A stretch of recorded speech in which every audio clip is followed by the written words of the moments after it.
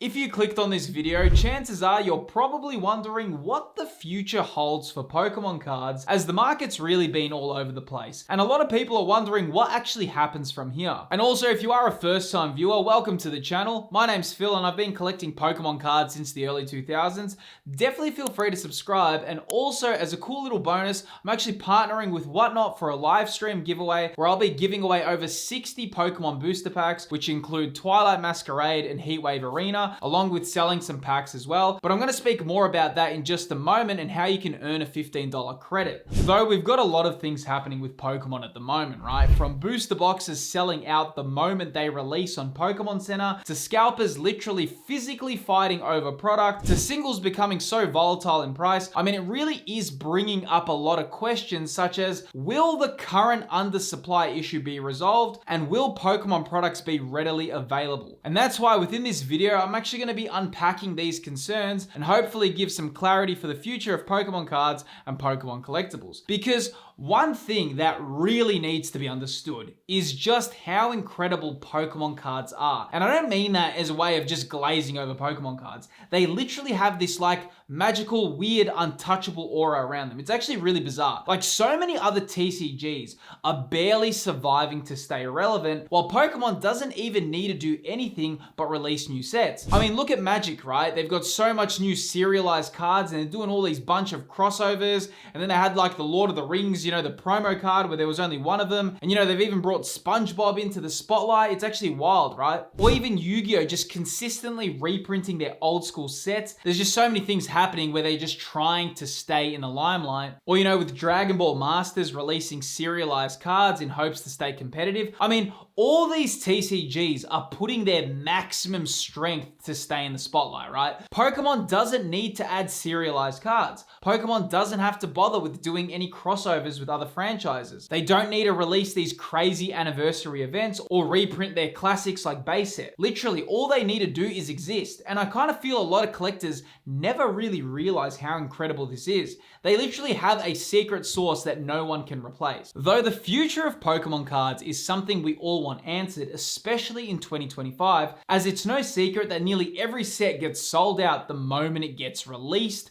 If a Pokemon set is announced, it just gets sold out the moment it's available for pre-order. Though that's where it's really important to know the first point regarding the future of Pokemon cards, which is scalpers overpaying on sets will backfire within 2025. So one thing I think we've all collectively noticed is just how quick Pokemon products sell out in 2025. I mean, Prismatic Evolution sold out within 10 hours, Journey Together sold out within the first hour, and Destined Rivals literally sold out the moment it released. Though I know it seems like all doom and gloom, though there is a high chance that the scalpers who are purchasing all these products will regret it. Because one thing that needs to really be understood right now is that the timeline of releases was almost a perfect situation. Surging Sparks released a few days after Pokemon TCG Pocket came out, and then the next set was Prismatic Evolutions, which was literally Evolving Skies 2.0, and it was always going to be in demand, right? Though Journey Together just sold out because of FOMO and hype, and it had nothing to do with the quality of the set. Surging Sparks is actually a really solid set, and Prismatic Evolutions is EV themed.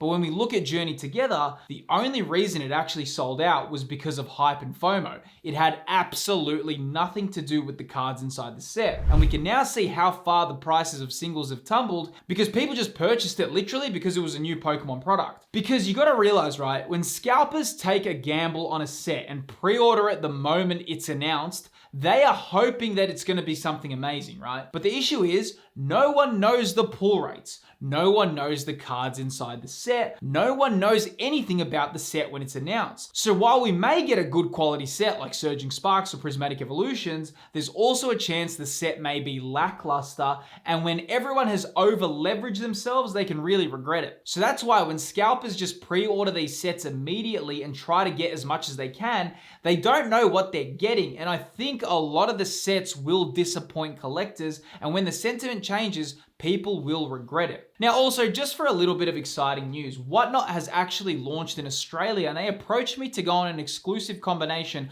of a giveaway and sell live stream on the 1st of May 5 p.m. Pacific Standard Time. Now, today's video's paid partner is Whatnot. So on the scheduled live stream, there's actually going to be a heap of giveaways to celebrate their launch in Australia, which will be all available worldwide. The packs which will be given away will be 30 packs of Heatwave Arena, and an entire booster box of Twilight Masquerade will be opened and sent to the winners. Though I think it's going to be really cool because it's going to be a combination of both giveaways and selling as well. So if you've never used the app before, Whatnot's like live shopping, but it's kind of more fun, right? Because people go live to sell all sorts of things like Pokemon cards, collectibles, vintage clothes, whatever you're into, right? Definitely feel free to join the hybrid giveaway and selling stream on May 1st, 5 p.m. Pacific Standard Time. Get $15 off your first purchase by using the link on screen or scanning the QR code. All the details are also in the video description below. Now, the second area to understand about the future of Pokemon cards is they have proven to stand the test of time. So while you may be looking at some of your collectibles come down in price at the moment, right, especially during this time period, it's actually important to remember that Pokemon cards are actually pretty cyclical, right? Now, this doesn't mean for every card,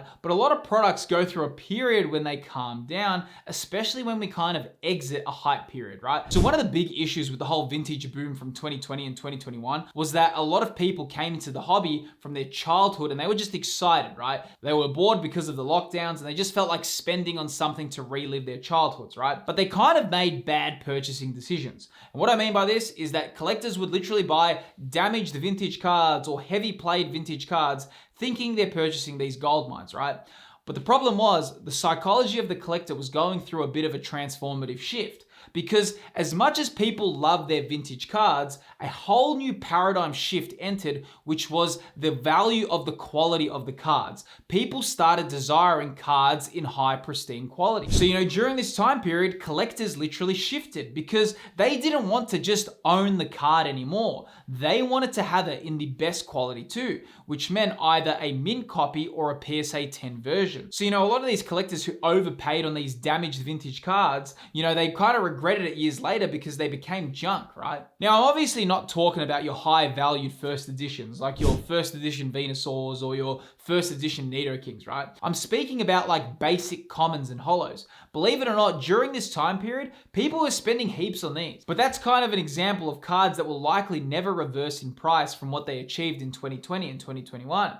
However, when we look at chase cards of modern sets, sure, they will come down in price during a bit of a quieter period, but they usually bounce back with a vengeance. Like, heaps of sealed products are like this, right? They just increase so slowly, but when you look back at them over a long period of time, it's almost unbelievable to see how much they've climbed in price. And what's so strange is that sealed performs in such an odd way, right? Like, it doesn't dip that much like singles, right? It's just like a very slow and continuous rise. Now, I'm not saying that vintage won't ever go down in value. I mean, it can definitely happen, but it just seems like with all the new aspects of collecting, sealed products seem to be a little bit of a way to future-proof yourself. And I feel they're going to continue to be desired. Like, one common thing that a lot of people say right now is like, oh, everyone is hoarding sealed and it's going to be worthless, which I get why they think that, but still, so many people love collecting, right? And as more collectors grow, people want to rip these packs. Don't forget, right, the collecting landscape has changed so much. Like, opening packs has way more utility than it did 4 or 5 years ago. We have so many content creators who can now open products for their audience. You got massive YouTubers who love opening products for events. You've got live streamers, live breaks. Literally, the market for people who want to open packs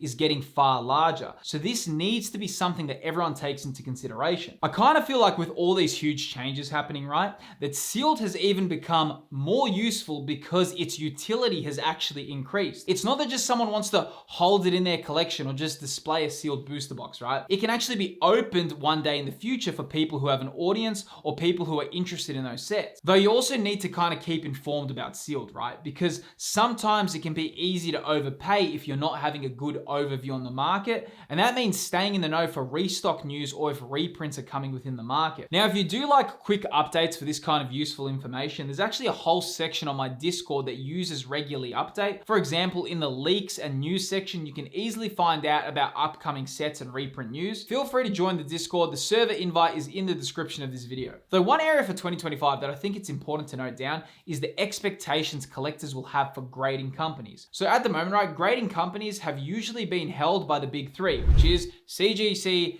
BGS, and of course PSA, though we can actually see some more companies entering the competition. For example, at the moment, there's a Japanese grading company called ARS. Now, while they're slowly picking up steam, and then when we look at Dragon Ball cards, right, a lot of people prefer BGS. The reason for that is because the quality control on Dragon Ball cards is second to none.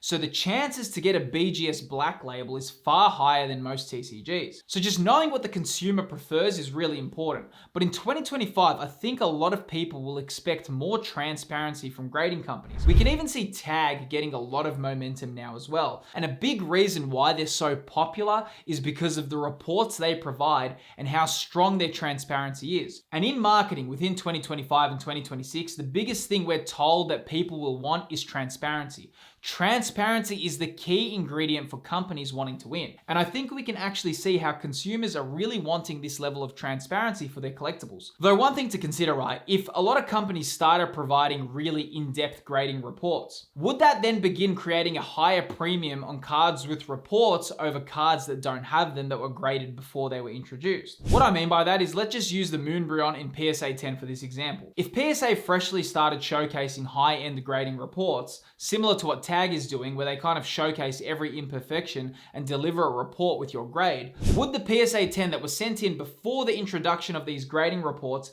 be less valuable? Because you got to think about it, right? Introducing this could be risky because a lot of people who already have PSA 10 slabs may be worried that their pre-report grades will be devalued. So it's kind of like a damned if you do, damned if you don't scenario. One thing you need to keep in mind is that PSA also needs to think of its existing customers who've already used this service, because PSA kind of needs to protect the status quo. The reason why it's very hard for a megalith like PSA to be dethroned is because there's just so many people who have high-end collectibles and they've already invested with them. So PSA is built on rails that it kind of refuses to leave. Though I really do think the market is demanding far more from grading companies, and I have a feeling that companies that provide more detailed reporting will win in the long game because that's what the market currently desires. I mean, I place a lot of faith in grading, right? Though I do think that the future of the hobby, we're going to see some huge changes in this space, especially as a lot of people wonder like, hey, why did my card score low?